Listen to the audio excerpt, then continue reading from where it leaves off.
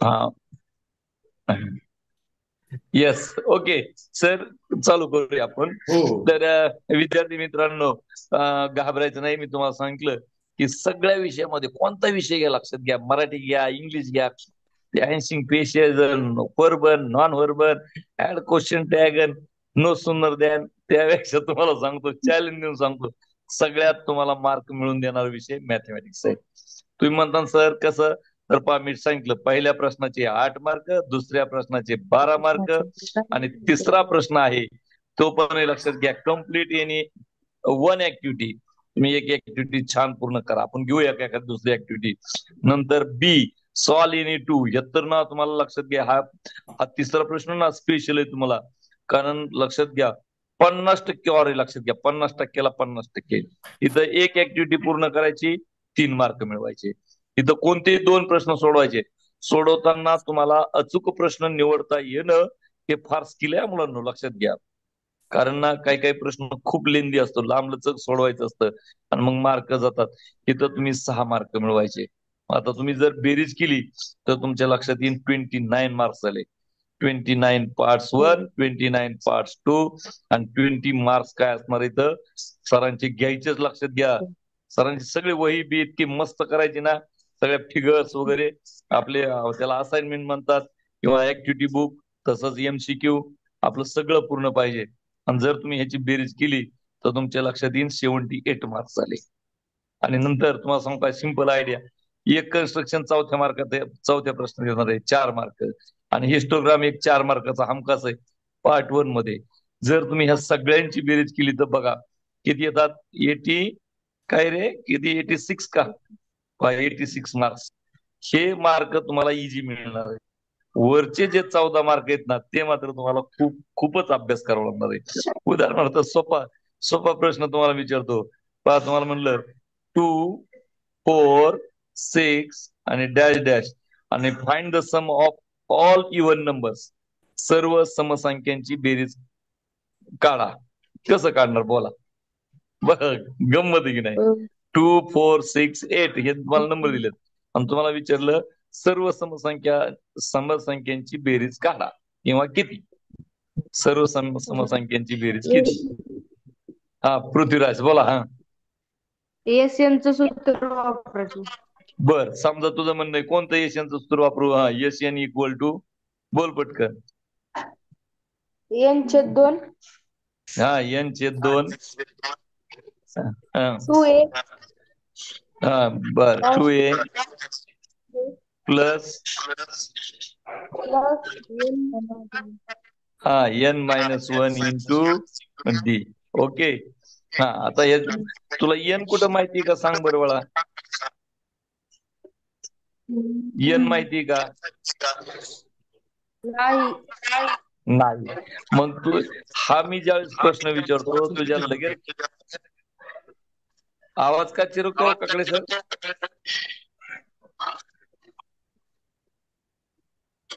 Okay.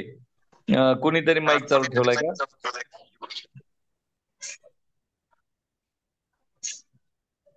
Hello. 2, 4, 6 इथं काय असणार आहे 8, आणि लास्ट नंबर किती असणार आहे कोण सांगते मला पटकन तुमच्यापैकी.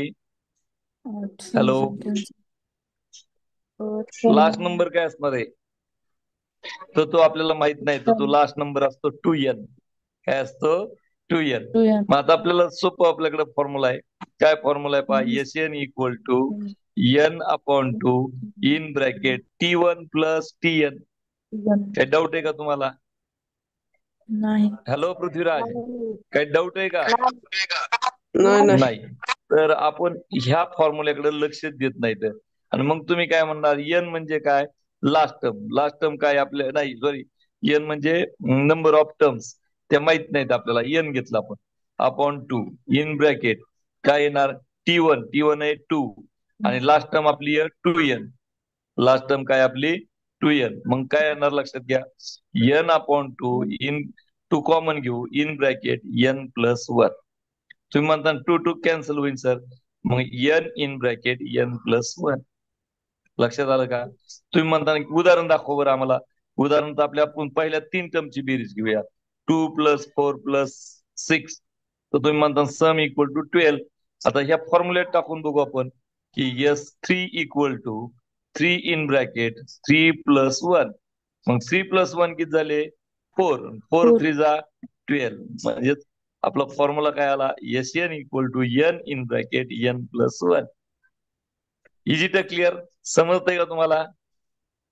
हो. स्नेहल समजलं का? हो. हो. समजतं की नाही? समजलं. समजतंय. हा, येस. मुलांनो, असे अगदी सोपे सोपे प्रश्न असणार आहेत, पण तुमची ना फिरकी घेणारे असणार आहेत. तुम्ही म्हणता सर आम्हाला हे झालंच नाही. नाही, बघा आता तुम्हाला हे एसएनचं सूत्र झालंय, तुम्हाला इव्हन नंबर काय म्हणतात ते माहित झालेलं आहे. तसंच तुम्ही ऑड नंबर घेऊ शकतात. आता मी समजा सोपा प्रश्न विचारला तुम्हाला, एकदम सिंपल क्वेश्चन विचारतो हा मुलांना. तुम्ही म्हणता सर आव्हानात्मक घ्या. आव्हानात्मक तर आपल्याला एकही प्रश्न सुटणार नाही. आता मी असं घेतलं 3 plus 6 plus 9 plus dash dash 99 आणि इक्वल टू क्वेश्चन मार्क. हा, कसं सोडवणार सांगा फटाफट. कुणी बोलायचं? स्नेहल, पृथ्वीराज, सगळे सरांचे तुम्ही फार आवडते विद्यार्थी. कारण असलं कुठं ना कुणी करत नाही. लक्षात आलं का? परत संध्याकाळी जॉईन करा, मीटिंग करा, पण तुमच्यावर असणार प्रेम सरांचं हेच त्याचं कारण आहे. बोला, कसं सोडवणार? हा, टीएनचे सूत्र वापरायचे. टीएनचं शेवटची सूत्र पट्टी आहे. 99 आहे. हा, बर. मग टीएनचं सूत्र वापरून काय मिळेल मला सांग? यांची किंमत एनची किंमत काय वापरू सांग, मी लिहितो इथं सूत्र. हा, तू सांग. टीएन हा, टीएन बरोबर ए हम्म. अधिक हम्म कंसात कंसात एन वजा 1 गुणिले डी हम्म गुणिले डी गुणिले डी. हा, आता टीएन किती आहे बोल आपल्याकडे? 99. बहुत करेक्ट. 99. ए किती आहे आपल्याकडे? 3. 3. करेक्ट. प्लस एन किती आहे? माहिती नाही, काढायचे. काढायचं आहे, उभाच आहे. गुणिले किती येणार बोल? 6.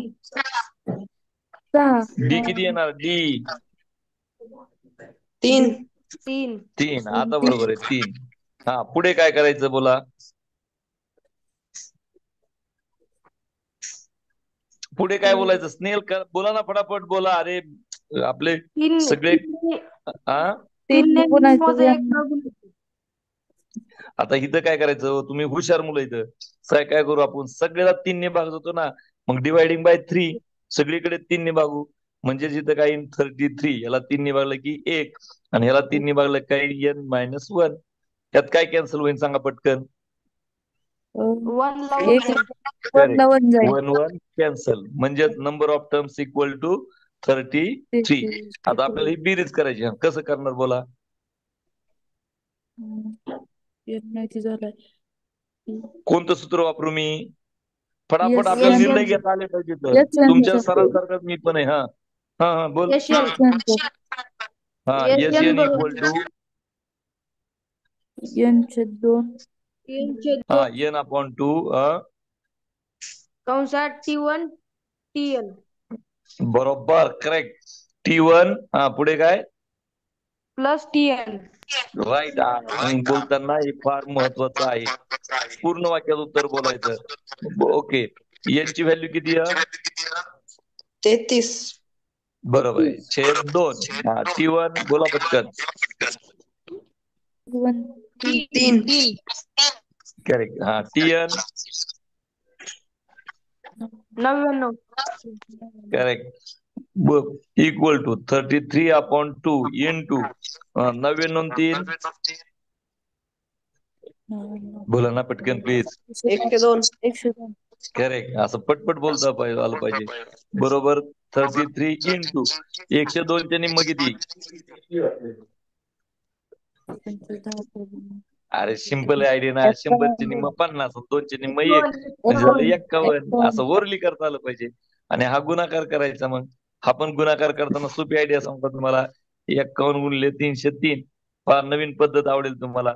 3 1 3, 5 3 15, आणि 3 1 15. 3, 15 आणि 3 18, चाललं 1. पाच त्रिक 15 आणि 1 16 म्हणून उत्तर आलं आपलं 1683. काय अवघड आहे का सांगा बरं? नाही. येस, पण तुम्ही समजून जर अभ्यास नाही केला, तुमच्या सरांनी किती तास घेऊ द्या, तुम्ही किती पेपर सोडवा, काही उपयोग नाही मुलांनो. तुम्ही प्रत्येक उदाहरण आलं कसं त्याचं ना पाठीमागचं लॉजिक जर नाही समजून घेतलं, तुम्हाला अजिबात मजा वाटणार नाही. नुसतंच मग आपण काय म्हणतो त्याला हार्ड वर्क करत राहणार. आपल्याला आता स्मार्ट वर्क करण्याची गरज आहे. अलग लक्षामध्ये कमीत कमी स्टेप्स मध्ये अचूक उत्तर येणं फार महत्वाचं आहे. आता तुम्हाला सरांनी सांगितलं असं आपलं फायनान्शियल म्हणजे अर्थनियोजन हे प्रकरण सुद्धा लक्षात आलं का? जीएसटी कधीपासून लागू केला सांगा बरं आपल्या भारत सरकारने? आहे का? तुम्ही पटकन सांगतच नाही हो, बोलतच नाही तुम्ही. परीक्षेला नेमका मी प्रश्न टाकला की आपल्या भारत सरकारने जीएसटी कधीपासून लागू केला?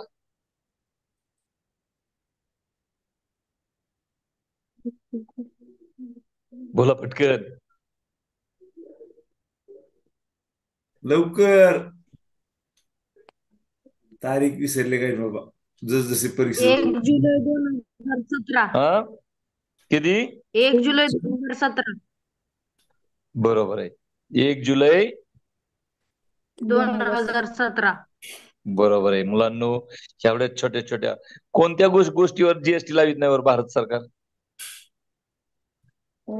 भारत सरकार कोणत्या गोष्टीवर जीएसटी लावित नाही?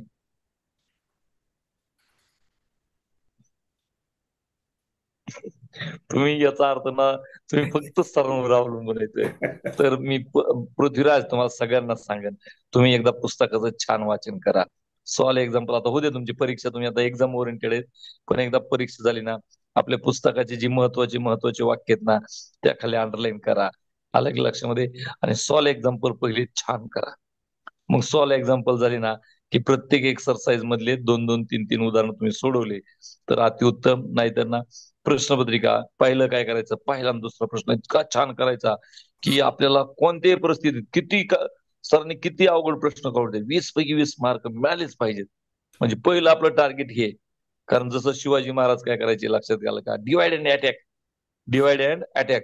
जर ते अफजल खानाच्या फौजेच्या समोर सगळे गेले असतं, आपलं सगळे सगळे सैनिक गेले असतं, तर एक तरी शिल्लक राहिला असतं का सांगा बरं? एक तरी शिल्लक. कारण अफजल खानची फौज किती मोठी होती लक्षात आलं का? शिवाजी महाराजांच्या 100 पट मोठी असत. पण तरी शिवाजी महाराज का जिंकले? कारण डिव्हाइड अँड अटॅक. लक्षात आलं का? कोणतंही मोठं काम असू द्या की ते काय करायचं, त्याचे छोटे टप्पे टप्पे करायचे असतात. मग पहिला आपला टप्पा काय की आपल्याला काही असो पहिले 2 प्रश्न आपले फिक्स झाले पाहिजेत, आणि पहिले 2 झाले की तिसरा आपला फिक्स झाला पाहिजे, आणि तिसरा झाल्यानंतर मग पुढच्या प्रश्नाकडे तुम्ही जा, चौथ्या आणि 5व्या प्रश्नाकडे. अलग लक्षामध्ये.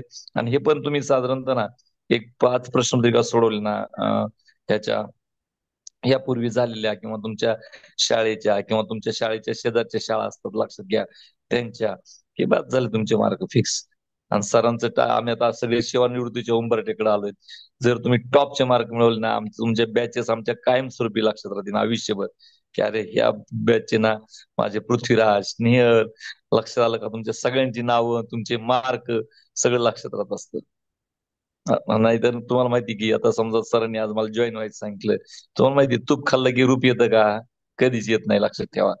त्याला सातत्याने सराव आणि सराव. आपला मॅथमॅटिक्स हा सब्जेक्ट असा आहे की तुम्ही त्याचा जेवढा सराव करताना तेवढा खूप तुम्हाला सुंदर मार्क्स मिळतील. हा, घेऊ का मी पुढचे आणखी 1-2 उदाहरण छान छान असे? आवडेल ना तुम्हाला पृथ्वीराज? हो. का वेळ हो. जातोय तुमचा? कारण तुम्हाला जे नाही. हा, नाही तर घ्या. मीन मीडियन मोड लक्षात आलं का? मध्य काढण्याच्या 3ही पद्धत तुम्हाला आल्या पाहिजेत. नंतर त्याचबरोबर मीडियनची एकच पद्धत आहे आणि मोडची पण एकच पद्धत आहे. तुम्हाला मस्तपैकी वृत्तालेख काढता आला पाहिजे. नंतर तुम्हाला सांगायचं की अर्थमॅटिक प्रोग्रेशन मध्ये तुम्हाला मुद्दामून ते बघा, मी एकदम सिंपल उदाहरण देतो बघा. तुम्ही म्हणता बाप रे, बघा 5 काय केलं मी 3 आणि पुढं म्हणलं 1 आणि नंतर 5, 3, 1 नंतर पुढचं समजा -1 आहे, नंतर -3 आहे, आणि तुम्हाला मी म्हटलं फाइंड द डी, तर कसं काढणार सांगा बरं तुम्ही? फाइंड द डी 1 मार्काचा प्रश्न आहे. T2 वजा T1. T2 पण तिथं दिलाच नाही ना T2, कारण मुद्दा म्हणून दिलंय तुला फसवण्यासाठी टिंब टिंब. हा, तुम्ही नाही म्हणत गावाकडे भाजीत भाजी मेथीची टिंब टिंब म्हणता की नाही पृथ्वीराज? हो. म्हणता ना? येस. मग मी सुरुवातीला तुम्हाला फसवण्यासाठी टिंब टिंब दिले. Dash dash 5 3 1 -1 -3. माझ्याकडे T2 पण नाही T1 पण नाही. आता काय करायचं?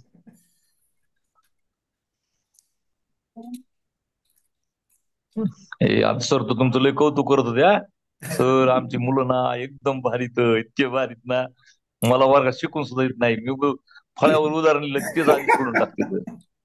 त्याची एक म्हण आहे 12 वर्षाच्या.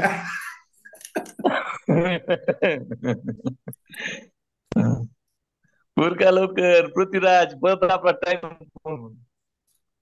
स्नेहल, तर डिस्टन्स तुम्ही 2 येतोय.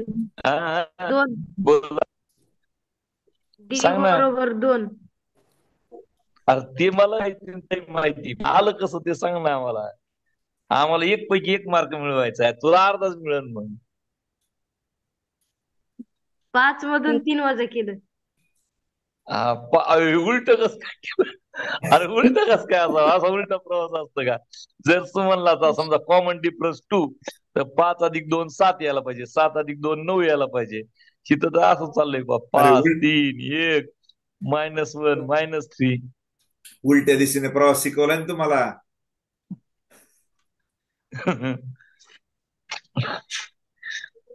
Yes yes. तर तुम्ही काय म्हणायला पाहिजे ऐका ना पृथ्वीराज. सर मला लास्ट टर्म माहिती आहे, बरोबर आहे की नाही? ही जर लास्ट टर्म असेल -3, मग त्याच्यावरची टर्म काय आहे? Tn-1. तू काय म्हणणार? -1. आपला फॉर्म्युला काय आहे? D = जी लास्ट टर्म आहे त्यातून आधीच टर्म वजा करतो. कसं तू म्हणला ना T2 - T1, तसं तू काय म्हणणार लक्षात घे की Tn-1. अलग लक्षामध्ये. मग Tn ची व्हॅल्यू काय आहे? -3. मग minus in bracket -1 equal to -3 + 1 आणि इक्वल टू -2. म्हणजेच D = -2. अलग लक्षामध्ये. हो. आता तू म्हणशील सर इकडे घेतलं 3तून 2, पण इकडे जाताना आपण काय करतो? ऍड करत जातो. लक्षात घे, ह्या बाजूला जात असताना. म्हणजे आता इकडे समजा आपण लेफ्ट हँड साईडला चाललो तर ऍड करणार. मग 5च्या अगोदर काय असणार आहे? 7. 7च्या अगोदर काय असणार आहे? 9. पण इकडे जाताना काय करतो आपण की कमी कमी करत जातो, हे ऍड करत जातो, असं -2 -2 असं.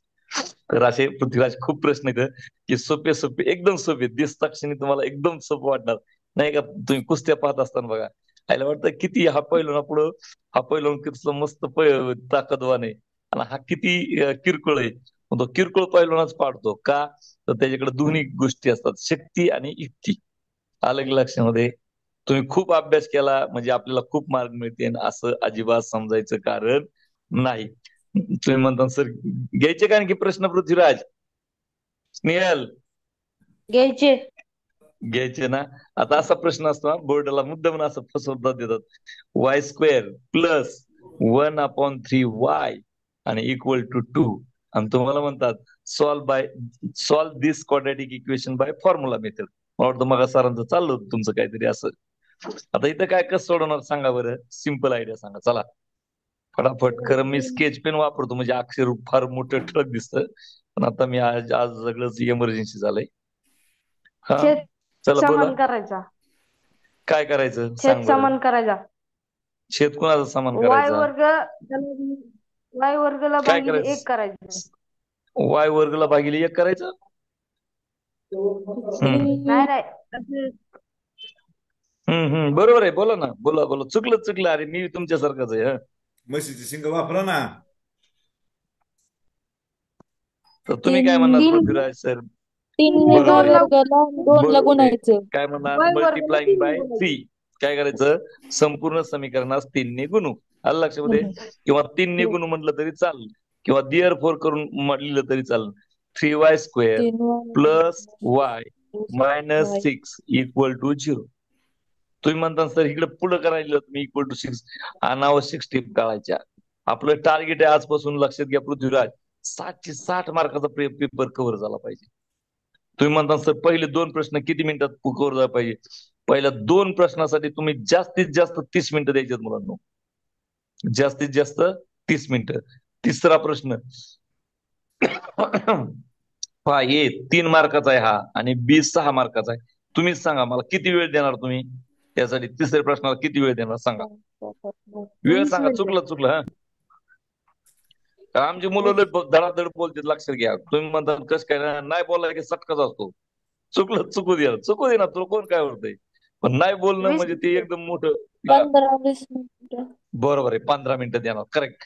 30 कारण 5-5 मिनिटं देऊ ना आपण. 3 मार्काला 5 मिनिटं म्हणजे हो. भरपूर झाले. मग 15 हो 15 15 मिनिटं झाले म्हणजे लक्षात घ्या 45 मिनिटात तुमचे किती प्रश्न होणार इथं. पहिले 3 प्रश्न होणार इथं. 3. तुम्ही म्हणता सर चौथ्या प्रश्नासाठी आम्ही किती वेळ द्यायचा सांगा. चौथ्यात काय असतं सॉलिनी. बोला पटकन. चौथा प्रश्न किती सोडवायचे असतात. 2. Two 3 correct. प्रश्न 2 सोडवायचे सोडवायचे असतात. असतात. हा त्यात 2 पण किती सोडवायचे सोडायचे? असतात. कोणते 8 2 मार्काचे. सोडवा. त्यातले ना तुम्ही जे सोपे आहेत ना ते घ्यायचे. एक पुस्तकातलाच असतो बघा, लक्षात घ्या. समजा आपला ह्याच्यात ना हिस्टोग्राम असतो जनरली, अलग लक्षामध्ये, किंवा फ्रिक्वेन्सी पॉलिगॉन त्याच्यातलं असतं का एकदम सोपं असतं तो निवडायचा. आणि मग दुसरा जो अवघड आहे ना त्यातलं जरी आपल्याला सुटलं नाही तर त्यातले जे जे सूत्र वगैरे आहेत ना ते लिहून टाकायचे बिंदास. त्याचा आपल्याला 1 दीड गुण मिळतो. दीडचे 2 होतात. मग 4 आणि 2 6 मार्क झाले. राहिला 2 मार्काचा प्रश्न, पण तुम्ही प्रॅक्टिस केली की ते पण तुम्हाला मिळणार आहे. चला ह्याला किती वेळ देणार तुम्ही सांगा मला. हा 20 मिनिटं. बोला पटकन. किती. 20 मिनिटं. बरोबर आहे. करेक्ट. अगदी बरोबर आहे. आता कसे बोलायला लागला तुम्ही. 45 अधिक 20 म्हणजे किती झाले 65 मिनिटं. बरोबर आहे की नाही. 65. आता 5वा प्रश्न आहे. लक्षात आलं का. सॉल्व एनी वन असतो 3 मार्काचा प्रश्न. किती वेळ देणार सांगा. 10. 15 मिनिटं. 15 मिनिटं 10. एवढं लागतील का 3 मार्काला 10. 15 मिनिटं लागतात का काय. निबंध लिहायचे काय 10 आपल्याला मिनिटं. मराठीचा. 10. 10 मिनिटं. करेक्ट. 10 मिनिटं बरोबर आहे. म्हणजे किती मिनिटं गेले तुमचे सांगा बरं आता. टोटल मिनिटं किती झाले. 45, 65 आणि 75. 75. 75 मिनिटं. आपला पेपर किती मिनिटाचा असतो टोटल. 120. बघा पटकन. 120. 2 तास. मग 120. तुम्ही बरोबर आहे. 60 दुनी 120. 120 वजा 75 करा बरं पटकन. पटपट सांगत जरी. अरे बोला ना कोणतरी. अरे हा बरोबर आहे. बरोबर आहे. हा 45. 45 मिनिटं राईट 45 राईट. मिनिटं. मग 45 मिनिटं काय आपण काय आट्यापाट्या खेळणार आहेत का. लक्षात आलं का. पेपर तर आपला पूर्ण झाला व्यवस्थित कारण आपण त्यात तेवढं जजमेंट घेतले. तर हे 45 मिनिटांना लक्षात घ्या. पहिल्या प्रश्नात समजा चुकून एखादा तुमचा आकडा राहिला तर त्याच्यावर नजर टाकायची. कारण तुम्ही ज्यावेळेस तो वाचलेला असतो छान आणि पटकन तुमचं उत्तर येतं. पण तुम्ही जर म्हणलात ना मला आयतं मिळालं पाहिजे कोणत्यातरी मित्राकडून, अजिबात ते येत नाही. तुम्ही त्याच्यावर छान चिंतन करायचं. बरोबर तुम्हाला त्याचं उत्तर येतं. नंतर लक्षात घ्या दुसरा ए मधला त्यातला एक जादाचा आकडा सोडून टाकायचा. बी मधला एक आकडा आहे तो सोडून टाकायचा. म्हणजे आपले ते पहिले फिक्स झाले 20 मार्क. तिसऱ्या ए मधली ऍक्टिव्हिटी जर तुमची परफेक्ट आली असेल ना तर पुढे दुसरी सोडायची गरज नाही. पण बी मध्ये तिसऱ्या बी मधला जर समजा चुकलं आणि जरी समजा शेवटची स्टेप चुकली तुमची कॅल्क्युलेशन करायची किंवा काही बी तर एखादा मार्क कमी होऊ शकतो. म्हणून तिथे एक आकडा सोडवायचा. 4 असतात पण एकच सोडवायचा. आणि मग लक्षात घ्या चौथा आणि 5वा असं थोडं थोडं तुम्हाला जे जमून. समजा चौथ्याचं काहीच येत नसेल तिसरा आकडा तर त्याच्या काही नाद लागायचं नाही. पण 5व्यातला समजा एक सोडवलाय आणि एका आकड्यातलं तुम्हाला काहीतरी येतंय समजा तर ते सोडवा. कारण तो जर चुकला तर ते तुमचे. हॅलो सर बंद झालं का. नाही नाही चालू आहे, चालू आहे, बोला. हा तर तुमचे ते मार्क 2 का होईना तुम्हाला मार्क मिळतात. लक्षात घ्या. तर अशा पद्धतीने जर तुम्ही टाइम नियोजन केलं, वेळेचं उत्तम नियोजन केलं ना आणि सगळे फॉर्म्युले पहिले पाठ. तुम्हाला झोपेत जरी मीडियनचा फॉर्म्युला विचारला ना मध्य का सांगता आला पाहिजे, बहुलक सांगता आला पाहिजे. लक्षात आलं का. आणि समजा उदाहरणार्थ संचित वारंवारता हा जो आपण आपल्या टेबलमध्ये संचित वारंवारता कॉलम घेतो तर तो कशाची किंमत काढण्यासाठी घेतो रे. संचित संचित वारंवारता. वारंवारता. हा मध्य. मध्य. बरोबर आहे. करेक्ट. असं पटकन आलं पाहिजे की सर मध्यगा काढण्यासाठी आपण संचित वारंवारता हा कॉलम तयार करतो. बरोबर आहे. आता बहुलक म्हणजे काय सांगा बरं कुणीच सांगा. व्हॉट इज मीन बाय बहुलक. बहुलकचा अर्थ काय होतो. हा किंवा इंग्लिश मध्ये त्याला मोड म्हणतात.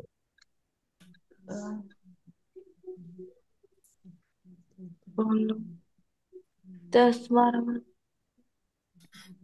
आता उदाहरण तुम्हाला सांगू का, एकदम सिंपल आयडिया सांगतो म्हणजे मग तुमच्या लक्षात येईल. समजा उदाहरणार्थ गृहीत धरा तुमच्या वर्गात 50 विद्यार्थी आहेत. आणि मी तुम्हाला सगळ्यांना शूज द्यायचे आणि माझ्या लक्षात आलं की 30 विद्यार्थ्यांना 8 नंबरचा शूज लागतोय आणि दॅट इज कॉल्ड बहुलक. किती सोपं आहे बघ बरं. म्हणजे जी संख्या जास्त वेळ आली त्याला म्हणायचं बहुलक. तर बहुलक. मुलांना आणखी वेळ गेलेली नाही. सांगायचा उद्देश, प्रत्येक शब्दाचा अर्थ आपल्याला माहित पाहिजे, तर मग खरी मजा येते. नाही तर मग काय चाललंय नुसतं रट्टा मारलं ना की रट्टा कधी तुम्हाला फसवील ते सांगता येत नाही. हम्म. खूप काही बोलण्यासारखं आहे, खूप सांगण्यासारखं आहे. तुम्ही प्रामाणिकपणे कष्ट करा, पेपर सोडवा, पण छान त्याच्या मागचं समजून घ्या. जे उत्तर काढता ती जी उत्तर आहेत ते तुम्हाला पाडतळून पाहायला आले पाहिजेत. जसं मी तुम्हाला आता सांगितलं की बाबा समसंख्येची बेरीज करायची, तर मला काय सूत्र मिळालं, S N equal to N in bracket N plus 1. आता तुम्ही म्हणता सर आम्हाला 10 बेरीज कर, 2 अधिक 4 अधिक समजा डॅश डॅश अप टू 10, त्याची आम्हाला बेरीज करून दाखवा. लगेच मी तुम्हाला काय म्हणणार, एकूण संख्या किती आहेत बोला पटकन. 10 एकूण संख्या किती आहेत? हा, 3 3 3 आहेत 3. का? आणि टिंबची जागा कोणी भरायच्या? 2 4 हे तुम्ही 5 आज गांगरला बरं का. 5 5, आता बरोबर सांगितलं, 5 आलं लक्षामध्ये. मग तुम्ही कसं लिहिणार, 5 कंसात 5 अधिक 1, बरोबर आहे की नाही? 5 अधिक 1 म्हणजे किती झाले, 6. 6 6 गुणले 6 5 किती झाले, 6 पंचे 30 किती झाले, 6 30 पंचे 30. मग तुम्ही म्हणता सर 30 प्रत्यक्ष बेरीज करून दाखवा बरं आम्हाला. बघा लक्षात घ्या, 2 अधिक 4 अधिक 6 अधिक किती रे, 8 अधिक 8 10, 10 बरोबर आहे. मग पहा 2 आणि 8 सांगा पटकन. 10 2 आणि 8 10, 6 आणि 4 10 मग 10 अधिक 10 10 अधिक 10 किती झाले, 30. 30 मग अशा पद्धतीने आपल्याला सूत्र मदत करतात. अलग लक्षामध्ये. आता मी तुम्हाला असं सांगितलं, समजा ऐका ना, 2 अधिक 4 अधिक डॅश डॅश अधिक 98. हा, मला ह्याची बेरीज का कसं सांगणार, कसं काढणार बोला पटकन. एकदम सिंपल घेतो मी तुमचा मुद्दा म्हणून. मला अवघड घेतलं तुम्ही म्हणता सर ते बंद करा बरं आता, बस झालं. बोला पटकन. हं. तर आपण आता हे 2 पद्धतीने काढू शकतो. हा बघा लक्षात घ्या, 2 पद्धतीने. पहिलं सूत्र काय आपण वापरणार, S N equal to N upon 2 in bracket T1 plus TN. Correct. आपल्याला हे आपल्या पुस्तकातलं महत्वाचं सूत्र आहे. आता एन म्हणजे काय, नंबर ऑफ टर्म्स. किती येतात बघा बरं. पृथ्वीराज बोला पटकन, नाही तर मग मला रडायला येईन बरं का. तुम्ही आपल्या गावाकडचे पोरं अजिबात अभ्यास करत नाहीत. नाही तुम्हाला माहितीये का, कर्जत तालुक्यातले आपले कोकणर साहेब DYSP तर लय मोठे मोठे येतो, 101 येतो. म्हणजे एक उदाहरण सांगितलं. एनची किंमत बोला पटकन. 98 98. कोण सांगते, कस काय 98 येईन सांग बरं. मधले नंबर कुठे येते, 3 नाही 5 नाही, मग 98 कसं काय येईन.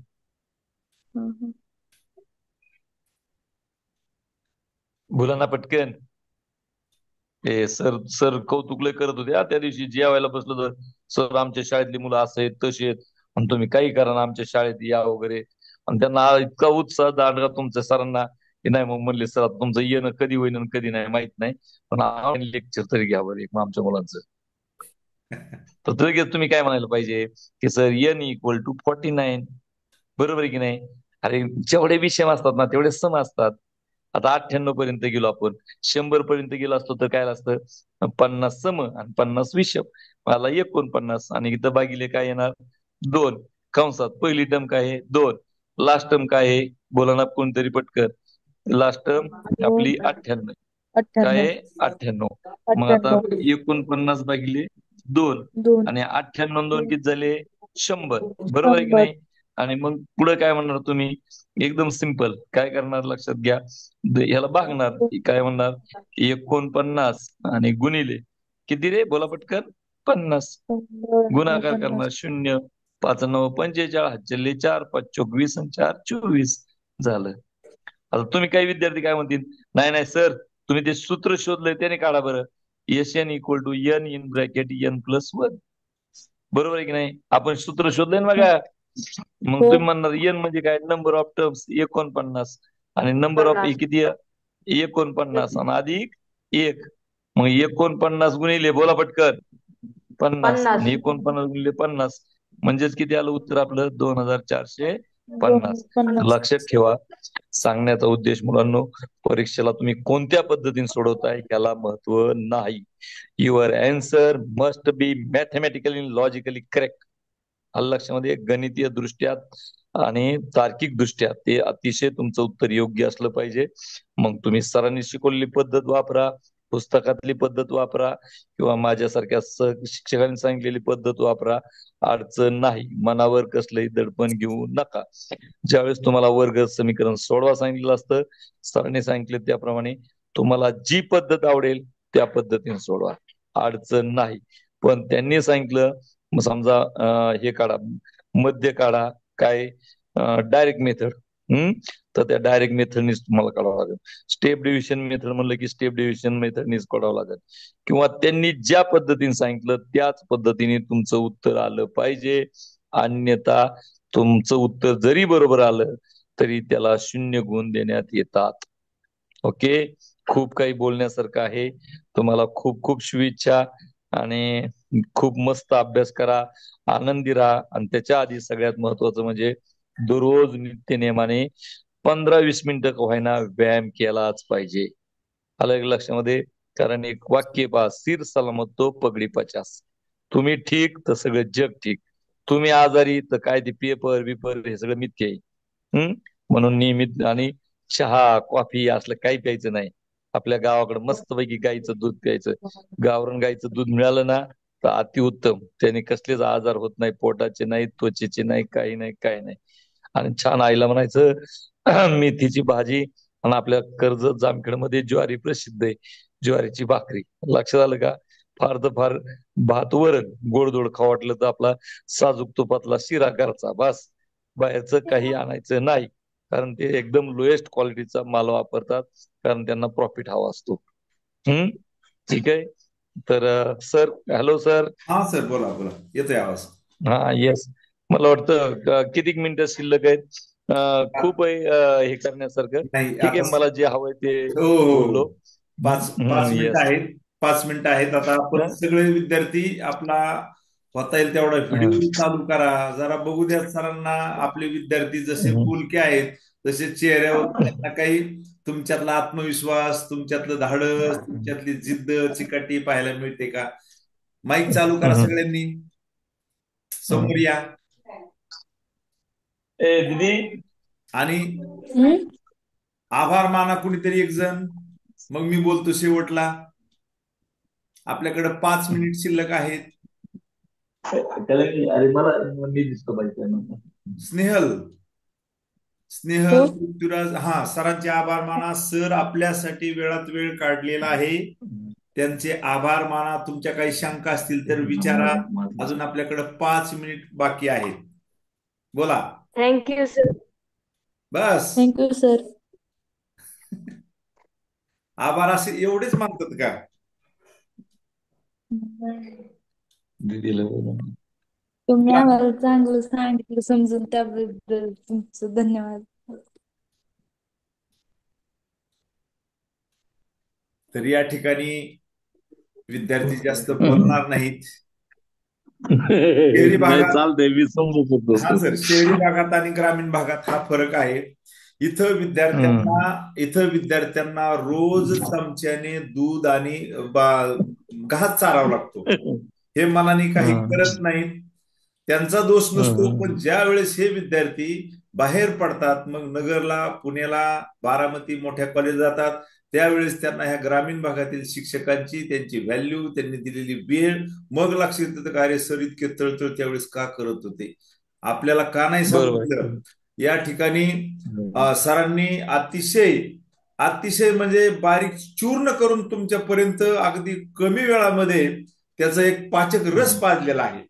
आणि नक्कीच विद्यार्थ्यांना या रसातून एक राहिलेल्या या 1 महिन्याची एनर्जी आल्याशिवाय राहणार नाही. तर मित्रांनो, बरोबर आहे, नक्की नक्की. या ठिकाणी आपल्या समोर जे सर आहेत ते नुसते बुद्धिवान नाहीत, तर शरीराने तेवढे बळकट आहेत, मजबूत आहेत. आणि आता सांगितलं त्यांनी शेवटला जाता जाता शरीर चांगलं, मन चांगलं तर तुमची बुद्धी चांगली राहील. त्यासाठी शरीरयष्टी सुद्धा जोपासणारे आमचे मित्र लेकुरवाळे सर आहेत. ते दररोज 5 ते 8 किलोमीटर नुसतं रनिंग करत नाहीत, तर उंच डोंगरावरती सिंहगड सारख्या पायथ्याला खालून वरती दररोज व्यायाम करत असतात. म्हणून त्या ठिकाणी त्यांच्याकडे एवढी एनर्जी आहे, एवढी शक्ती आहे आणि विचाराची एक पॉझिटिव्हिटी आहे. तेव्हा नरसाळे असेल, पृथ्वीराज असेल, स्नेहल असेल, हे विद्यार्थी सर खरोखर हुशार आहेत. परंतु ते ऑनलाईन असल्यामुळं ऑनलाईनला त्यांचा ह्या वर्षी मी एकदाही तास घेतला नाही. कारण ऑनलाईनचा दुष्परिणाम असे आहेत की त्यांना जर ऑनलाईनची सवय लागली असती तर मुलांनी ऑनलाईनला 1 तास थांबले असते, व्हिडिओ बंद केला असता, काहीतरी बघत बसले असते. पालकांना सांगितलं होतं की विद्यार्थ्यांना मोबाईल देऊ नका. परंतु मला आज राहुलं नाही. आज विद्यार्थ्यांचे पालक अजूनही घरी आलेले नसतील, काही येतील, विद्यार्थ्यांच्या मोबाईलच्या आहारी जाणार नाही त्याची काळजी घेतल्यामुळं ते आज तुमच्या समोर डायरेक्टली बोलायला, धाडसाने समोर यायला थोडेसे नाही साहजिक आहे, सवय नसते ना सर. सवय नसते आणि आहेत गुणी मुलं तर बोलत होते. आता शेवटी छान बोलायला लागले होते, समजून घेत होते. सुरुवातीला रस्त्यावर ट्रॅकवर येईपर्यंत थोडेसे घाबरतात.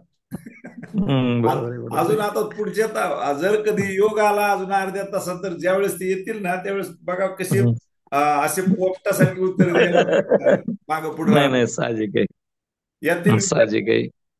या विद्यार्थ्यांना अतिशय बारकावे खूप समजून सांगितलेले आहेत. पण काय म्हणतात ना, सोनाराने कान चालते तसा प्रकार या ठिकाणी तुमच्या मार्फत माझ्या लक्षात येतं सर. तुम्ही एवढं टीचर कोणी एवढे परिश्रम घेत नाहीत. आपल्यासारखे आपण केवळ ग्रामीण भागातली शेतकऱ्याची मुलं आहेत म्हणून आपण ही मुलं घडली पाहिजेत, मोठी झाली पाहिजेत, त्यांच्या जीवनात सुखी समाधानी राहिले पाहिजेत. हा त्याचा मागचा आपला उद्देश आहे. काहीच हरकत नाही सर. बघूया कधी योग आला तर प्रत्यक्ष जेव्हा असा 2-3 तास मिळाले ना की मग तुमची मुलं असे छान फुलतील बघा. आणि मग तुम्हाला वाटणार रे लय भारी. काय नाही सर, माझा उद्देश असाच असतो. मी अनेक ठिकाणी व्याख्यानाला जातो महाराष्ट्रामध्ये, तर उद्देश हाच असतो, मुलांमध्ये मोटिवेशन व्हावं, त्यांनी अभ्यास करावा, तब्येतीकडे लक्ष द्यावं, छान राहावं, छान चांगले संस्कार राहावेत त्यांच्या अंगी यावेत, ही त्याच्या मागची खरी भूमिका असते. Okay, thank you. Yes, okay. Wish you all the best and good night. आभार. Thank you very much. नाही धन्यवाद. That is my duty sir, please. Okay.